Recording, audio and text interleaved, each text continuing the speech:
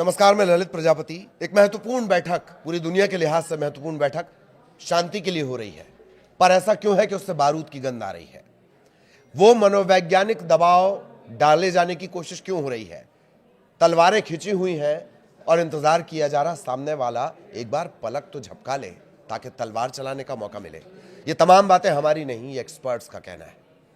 उन एक्सपर्ट्स का, दुनिया के उन एक्सपर्ट्स का जिनकी निगाहें इस बात पर टिकी हुई हैं कि ओमान से, मस्कट से जो रास्ता निकलेगा वो शांति का निकलेगा, युद्ध का निकलेगा, लहू का निकलेगा, बारूद का निकलेगा।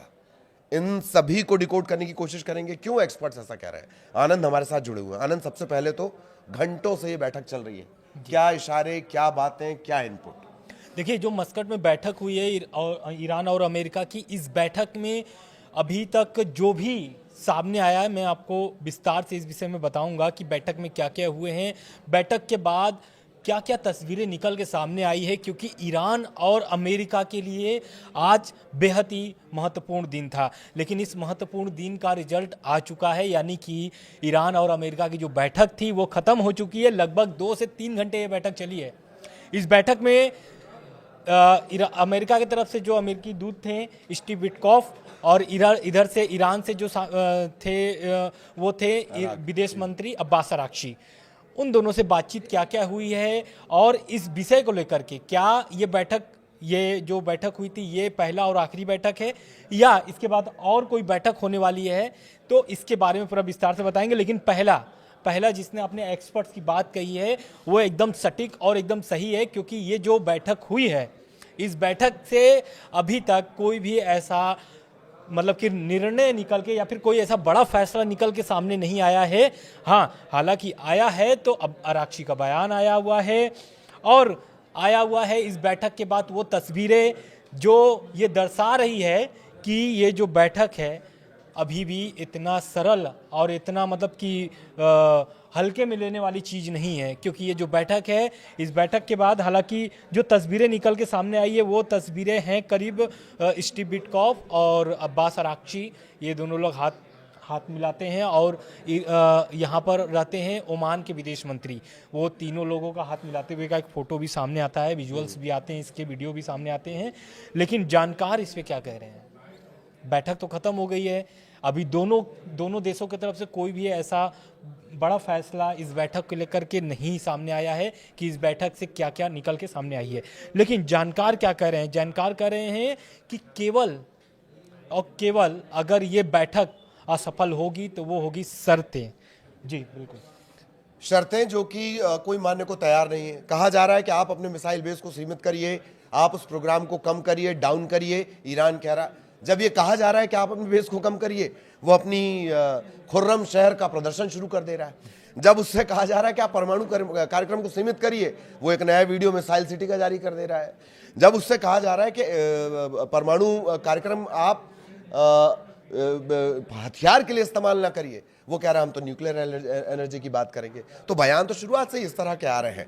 अब जो विदेश मंत्री की एक बात निकलकर सामने आई है, क्या कुछ उनकी तरफ से इशारा मिला? क्योंकि इशारे ही मिलेंगे, फाइनल तो इस जजमेंट डे में फाइनल कुछ नहीं निकल कर आएगा। बिल्कुल, लेकिन ये है कि जो जानकार, हालांकि आराक्ची ने अभी इस विषय पे नहीं बोला है, मीडिया के सामने आकर के उन्होंने बयान जरूर दिया है, लेकिन उन्होंने इस मामले को लेकर के नहीं बोला है कि आगे की क्या होगी। लेकिन जो जानकार इस बैठक को लेकर के लगातार नजरें बनाए हुए थे, उन एक्सपर्ट्स का कहना है कि बैठक जो है आगे चल के फिर से शेड्यूल होगी, यानी कि आगे फिर से ईरान की बातचीत होने वाली है, ऐसा जानकार का कहना है। लेकिन इससे महत्वपूर्ण बात जो है अराक्ची क्या बयान बोलते हैं? अराक्ची का सोशल मीडिया पर एक स्पष्ट किया है कि खुली आंख और पिछले साल की कड़वी यादों के साथ बातचीत में आए हैं। मतलब ये बैठक जो उन्होंने किया है, कड़वी बात इसलिए क्योंकि जिस तरीके से ट्रंप लगातार धमकी दे रहे हैं और अरब सागर में अपने B-2 बॉम्बर्स और ये USS अब्राहम लिंकन तैनात किए हुए हैं। हालांकि B-2 बॉम्बर्स आपके इस साइट में हैं, लेकिन जो ये इस तरीके का दबाव और पिछली साल की कड़वी यादें, मतलब कि जो 12 दिन का युद्ध हुआ था ना, 12 दिनों का जून में, उसको वो ये बात बोल रहे हैं आराक्ची कि उनके देश पर जिस तरीके से हमला हुआ, यानी कि ईरान पर 12 दिन तक हमले चले, इजराइल और अमेरिका ताबड़तोड़ वहाँ पर एक तरीके से बमबारी किया, लेकिन उस सब बातों को उन्होंने समेट कर इस मामले को लेकर के बोला, लेकिन उन्होंने ये भी बोल दिया है आगे कि केवल और केवल हम परमाणु मुद्दे और प्रतिबंधों को हटाने की बातचीत नहीं करना चाहते हैं।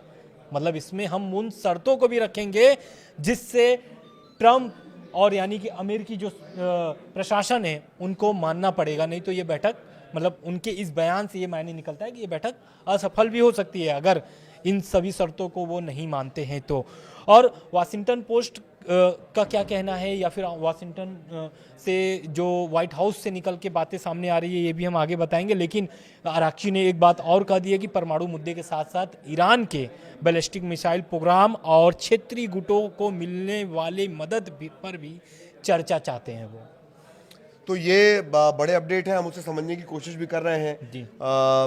इससे पहले जो मुद्दे, जिन शर्तों का जिक्र हुआ, मेरे ख्याल से आप शर्तें भी पूरी निकाल कर लेकर आए हैं, उन शर्तों पर भी थोड़ी चर्चा की जाएगी। किस तरीके से जो हथियार और तैनाती की गई इन सब के बीच, वो भी आप लगातार सुन ही रहे हैं। एक अपडेट इस वक्त लेकिन जो आ रहा है वो आपको जानना चाहिए, और ये अपडेट है जो ओमान के फॉरेन मिनिस्टर हैं बद्र अब्दुल जैदी, उनका कहना है country meditate very serious talks between Iran and the US today. हमने उसकी मध्यस्थता की है जो बहुत बहुत ज़रूरी बातचीत थी। It was useful to clarify both Iranian and American thinking and identify areas of possible progress. कम से कम उन मुद्दों पर तो बात कर लो भैया जहां पे मिनिमम बातचीत हो सकती है, जहां विवाद की कोई बात ना बने। मिसाइल छोड़ो, परमाणु हथियार छोड़ो, लेट्स टॉक फर्स्ट। ये जो कोशिश है ओमान की है। We aim to reconvene in due course with results to be considered carefully in Tehran and Washington. हम बचे हुए मुद्दों को बहुत बारीकी से, बेहतर तरीके से रखने और आगे बढ़ाने की कोशिश कर रहे हैं ताकि तेहरान और वाशिंगटन कम से कम बातचीत के मुद्दे पर आगे तो बढ़े। बिल्कुल, और बिल्कुल। क्या कुछ डिटेल आनंद? इसके साथ एक और है, ओमान जिस तरीके से मध्यस्थता की है इस बैठक की, लगभग 2-3 घंटे ये बैठक चली है, लेकिन मीडिया रिपोर्ट्स के मुताबिक ओमान के जो विदेश मंत्री है उनके जरिए दोनों पक्षों ने अपनी गुप्त शर्तों और समझौतों का कच्चा और चिट्ठा, एक तरीके से हम बोल सकते हैं कि दोनों ने एक दूसरे को थमा दिया है। लेकिन अभी भी सस्पेंस बना हुआ है क्योंकि आराक्ची का बयान और ईरान की जो शर्तें हैं उसमें ये सारे कुछ इस चिट्ठी में लिखा हुआ है। लेकिन क्या ये कच्चा चिट्ठा से वो रास्ता निकल सकता है जो ईरान चाहता है? ये सबसे महत्वपूर्ण बात है, क्योंकि ईरान और जो अमेरिका है वो नहीं चाहते हैं कि हमला हो। एक दबाव, प्रेशर है जरूर दोनों देशों के ऊपर, क्योंकि जैसा कि आपने पहले कोट किया, एक एक्सपर्ट का वो बयान है, तो वो एक्सपर्ट्स ने साफ बोल दिया है कि ये एक मनोवैज्ञानिक युद्ध है। मनोवैज्ञानिक युद्ध इसलिए है क्योंकि जिस तरीके से ट्रंप बयान दे रहे हैं और अपने फोर्सेस उतार दिए हैं, और इधर ईरान जो है, ईरान भी लगातार बयान दे रहा है अमेरिका के खिलाफ और मिसाइलें तैनात कर रहा है, तो इन दोनों तरफ से मनोवैज्ञानिक युद्ध तो शुरू हो चुके हैं, ये स्पष्ट हो चुका है। लेकिन इस हमले के लिए एक दूसरे का इंतजार कर रहे हैं कि कब एक पलक झपके और वॉर शुरू हो जाए। लेकिन आराक्ची अब वहाँ से निकल चुके हैं होटल के लिए अपने, और इधर स्टीव विटकॉफ भी निकल चुके हैं। इसके बाद भी एक और बड़ा बयान आता है, वो आता है कि जो ओमान के विदेश मंत्री हैं, मीडिया रिपोर्ट्स के मुताबिक, कि वो चाहते हैं कि ओमान जब मध्यस्थता अगर कर रहा है तो ओमान के मध्यस्थता में ये बैठक जो हो सफल हो जाए, और ओमान उसमें इस मामले को लेकर के बहुत ही मतलब बारीकी नज़र रखना चाहता है, और चाहता है कि जो अगली बैठक हो, क्योंकि ये जो बैठक हुई अभी इसका फैसला नहीं हुआ है, जानकारों का कहना है कि आगे और बैठक होने वाली है इन दोनों देशों का, तो ओमान चाहता है कि ये बैठक यहीं हो, क्योंकि इससे पहले आपको भी पता है कि ये बैठक जो थी, शेड्यूल था, ये तुर्की के इस्तांबुल में होने वाली थी बैठक, लेकिन अचानक ईरान मना करता है और ये बैठक शिफ्ट हो जाती है ओमान में। बिल्कुल। और एक जरा क्विक रिव्यू ले लिया जाए फटाफट कि आखिर इसके पहले हुआ क्या है, किस तरह से क्विक रिव्यू रहा, ये अमेरिका ने अपने नागरिकों के लिए क्या कह दिया, और मिसाइल सिटी वाला जो मसला है, एक क्विक रिव्यू हो जाए, और उसके बाद मैं चाहूंगा क्विक रिव्यू के बाद आप बताएं कि क्या संभावित परिणाम होंगे और किस तरह की उस पूरे इलाके में स्थितियां बनने वाली हैं। बिल्कुल, देखिए सबसे महत्वपूर्ण बात यह है कि अमेरिका का क्या स्टैंड है इस मामले को लेकर के। तो अमेरिका ने साफ बोल दिया कि परमाणु के अलावा मिसाइल रेंज को 500 किलोमीटर तक का सीमित करना होगा। 500 किलोमीटर तक की सीमित मिसाइलों को आप बना सकते हैं, उनके स्टैंड है ये। और उसके बाद जो प्रॉक्सी गुट हैं, यानी कि हिजबुल्ला, हमास और हूती, इनको समर्थन बंद करना पड़ेगा पूरी तरीके से। क्यों? क्योंकि अगर आप समर्थन करेंगे तो ईरान की मुश्किलें बढ़ सकती हैं, और अमेरिका कभी भी ऐसा नहीं चाहेगा कि इजराइल की मुश्किलें बढ़ें। इजराइल की मुश्किलें बढ़ेंगी अगर इनके प्रॉक्सियों को मदद जाता है तो। इसके अलावा ईरान में जो मानवाधिकार प्रोटेस्ट जो हुए हैं, उन सभी लोग चीज़ों को लेकर के ये बातचीत करना चाहते थे इस मामले में, इस बैठक में, या फिर जो आगे आने वाली बैठक है। ये पूरा मैं आपको अमेरिका का जो स्टैंड है वो बता रहे हैं। ट्रंप प्रशासन ने साफ कहा भी है इस मामले को लेकर, बिना इनके कोई डील नहीं होगी। यानी कि 500 किलोमीटर की जो रेंज है वो मिसाइल सीमित करनी होंगी आपको। दूसरा, जो आपका परमाणु प्रोग्राम है उसको सीमित करना होगा। तीसरा, प्रॉक्सियों को आप जो समर्थन करते हैं वो बंद करना पड़ेगा, तभी कोई डील की संभावना बन सकती है।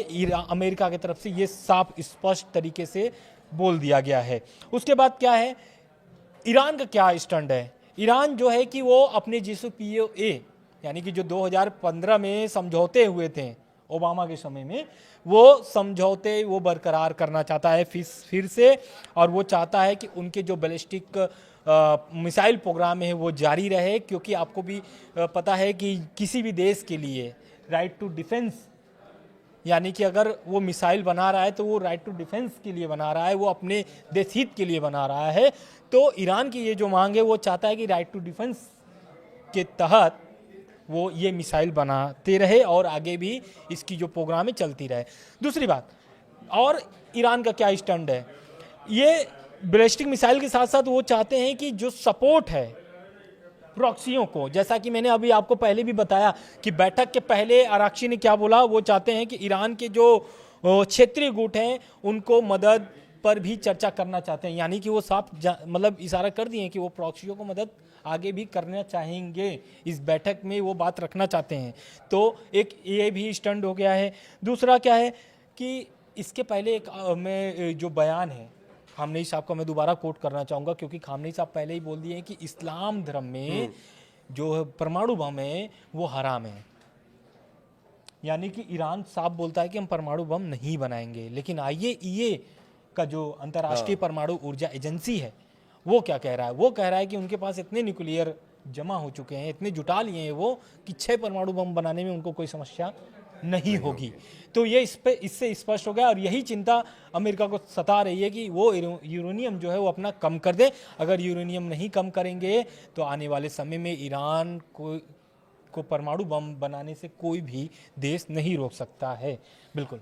तो ये कुल जमा पूरी बातचीत हुई। अगर कोई पॉइंट आनंद बच रहा हो तो उसे भी आप क्लियर कर सकते हैं। एक पॉइंट बच रहा है, वो है इजराइल। अभी तक इस मामले को लेकर के जो 2-3 घंटे बैठक हुई है, स्टीव विटकॉफ थे और विदेश मंत्री अब्बास अराक्ची, ये दोनों लोगों की लगभग 2-3 घंटे बैठक चलती है। लेकिन इस बैठक के ख़त्म होने के बाद अभी तक इजराइल की कोई प्रतिक्रिया नहीं आई है। इजराइल तो चाहता ही है कि जो ईरान है उनके ऊपर इतना दबाव बनाया जाए, या फिर इस तरीके से रणनीति बनाया जाए कि ईरान जो है अपने में उलझ कर रह जाए।